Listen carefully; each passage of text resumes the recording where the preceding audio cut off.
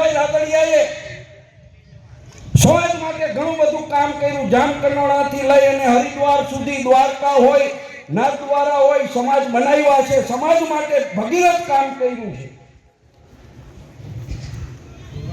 પણ જેદી વિઠ્ઠલભાઈને રાજકીય સપોર્ટની જરૂર પડી હોય ત્યારે અહીં બેઠેલા લેવા પાટીદાર સમાજને કોઈ ટીકા ન સમજતા, પણ હું કહું છું 50% વધારે સમાજ વિઠ્ઠલભાઈની સાથે નહોતો રહ્યો। સાચી વાત છે ને મારી? મિત્રો, આપણી પાસે સંપત્તિ ગમે તેટલી હશે, પહેલાના જમાનાની અંદર સંપત્તિ અને રાજા રજવાડાઓનું રક્ષણ તાકાતથી થતું હતું, હથિયારથી થતું હતું। પણ અત્યારે આપણે ગમે તેટલા સમૃદ્ધ થઈશું, આપણી સમૃદ્ધિ વૈધી છે એમ બીજાની દાદાગીરી, ગુંડાગીરી, લુખાગીરી પણ વૈધી છે।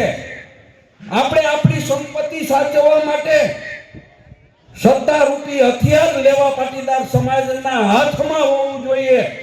અને એના માટે આપણે સૌએ જ્યારે રાજકીય નિર્ણયો કરવાના થાય ત્યારે સમાજે એકજૂટ થઈ અને સમાજનો કોઈ પણ આગેવાન કોઈ પણ પાર્ટીની અંદર હોય ત્યારે સમાજે ભેગું રહેવું પડશે ને તો જ સમાજનું રક્ષણ થશે।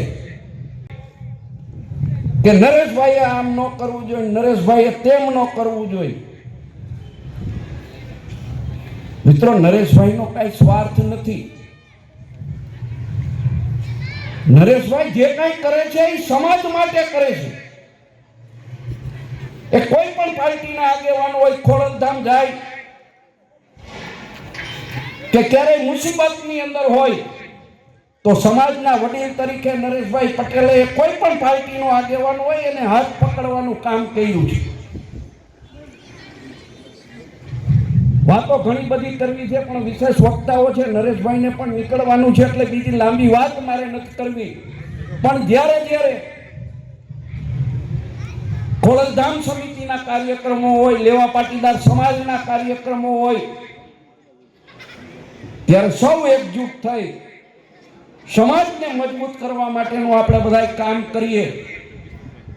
આર્થિક દ્રષ્ટિએ આપણે તાકાતવાર છીએ। મંચ ઉપરથી કહું છું કે ક્યાંક ને ક્યાંક રાજકીય રીતે હજી આપણા સમાજમાં એકજૂટતા નથી। પાર્ટી કોઈ પણ હોય, પરંતુ જે સમાજની વાત આવે ત્યારે સમાજના આગેવાનો એકજૂટ થવું જોઈએ।